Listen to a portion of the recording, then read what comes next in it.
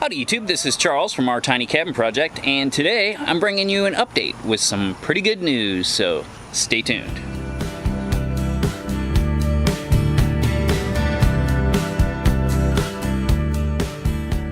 Well, some of y'all were asking about how the tomatoes are doing, and as you can see, the tomatoes are doing really well. Now, some people have suggested that these ginormous radio towers could potentially be the reason why our tomatoes have gone berserk.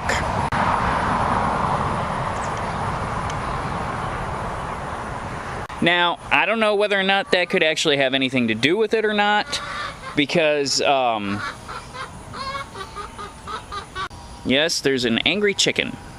I don't know if the towers would have anything to do with that, because we've been out here to measure the electromagnetic radiation coming off the towers, and it's no different inside the house compared to right next to it. Our cell phones and e-cigs put off more EMF than this tower does.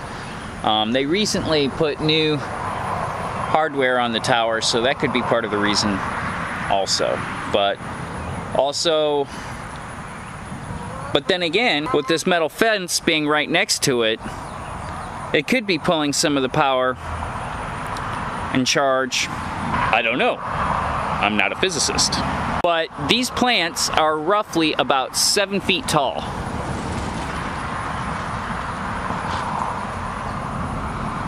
And just exploding with growth. Just insane. There's Speck. She's hiding. Say hi. Say hi to YouTube. The chickens are afraid of the camera. I don't know why. Let's take a look. There's Thundercluck. Hey girl. You gonna say hi to YouTube? Burgok. Burgok. And then of course Princess Leia. She's still brooding. It's been over a month now, and she's still brooding. We've tried everything. We've tried dipping her in cool water up to her breast. We've tried putting ice packs underneath her to bring her body temperature down. We've locked her out of the coop for a day or two at a time. She just won't stop brooding.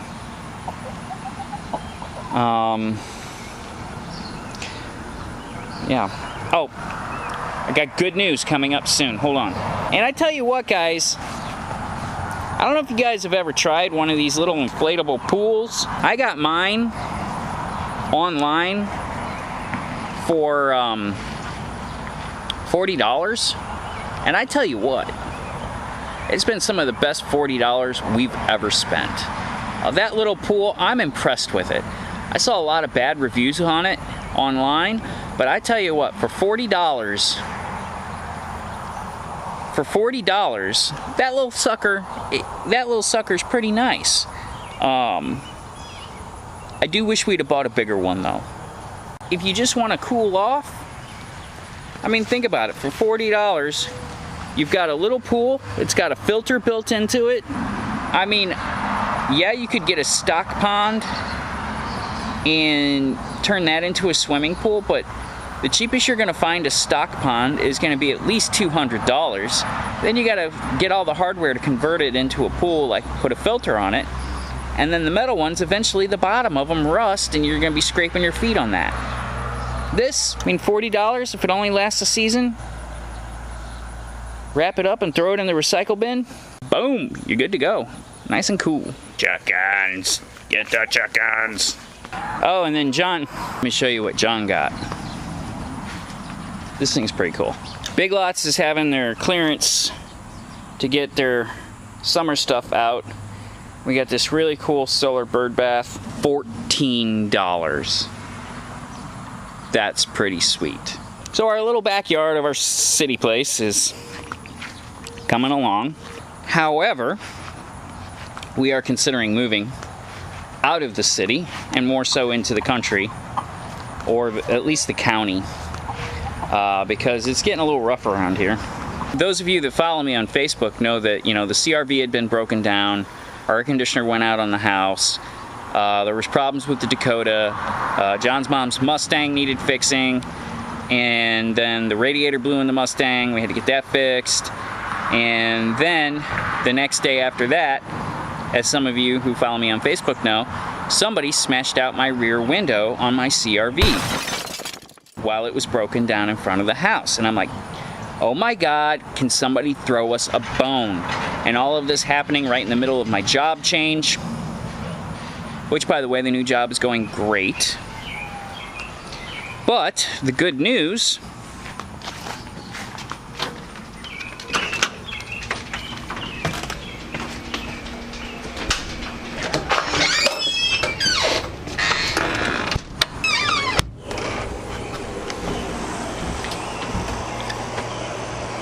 John is driving the Mustang now to work.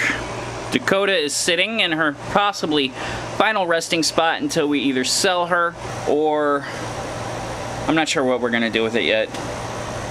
It still runs-ish. The CRV lives! Oh look, you can see me in the reflection of the window. How unprofessional. Hi YouTube, this is me doing a YouTube video and you can see me filming in the reflection of the window of the CRV. Hi. Yep. That's what I look like. But y'all already knew what I look like. I digress. CRV is up and running. And we got a new window. Oh, there I am again. Hi. Yeah, we got a new window. So that's good news.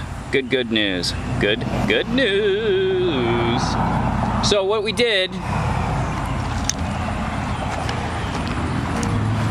is the deer cam I had in the tree over here, which conveniently had a lot of great footage up to December 13th of last year, because I've been lazy.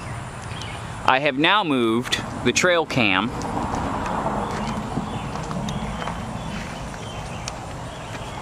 up there. Now the nice thing about having deer cams as security cameras is that whether or not the power goes out at your house or so on and so forth, you always have footage. They have pretty decent night vision, and you can pick those up all day long for around 20-30 bucks. So they all run independently off of each other. You can stick a couple of them around your property. That's some of the cheapest video surveillance I think you could have. And as for the cabbage, a couple of you had asked about the cabbage. It's starting to fill out. I might cut some of these heads out so that way we can get a second round. As you can see, we need to seriously weed the garden. I might do that today. But the good news about the good news about the CRV is the fact that with the CRV being up and running, that means more tiny house videos to come very soon. So y'all have to stay tuned. If you haven't subscribed, hit that subscribe button right now. We do mostly tiny house videos, fishing, off-grid, homesteading, you name it, self-sustainability.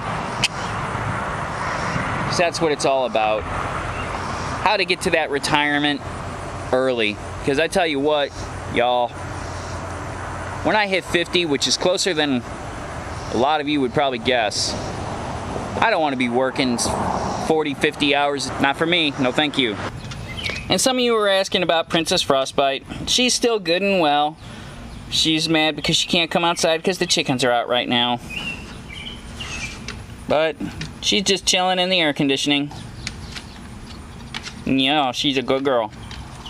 And she's got her camo handkerchief on. She is the puppy prepper. She even has her own bug out bag. So, this is Charles with our tiny cabin project. And hopefully the next time I come to you guys, it'll be with a tiny house video update. We got some plans in store for the tiny house. This fall we want to get the beadboard up. We want to get a new air conditioner in. And yeah. So until next time, this is Charles, our tiny cabin project. Catch you later.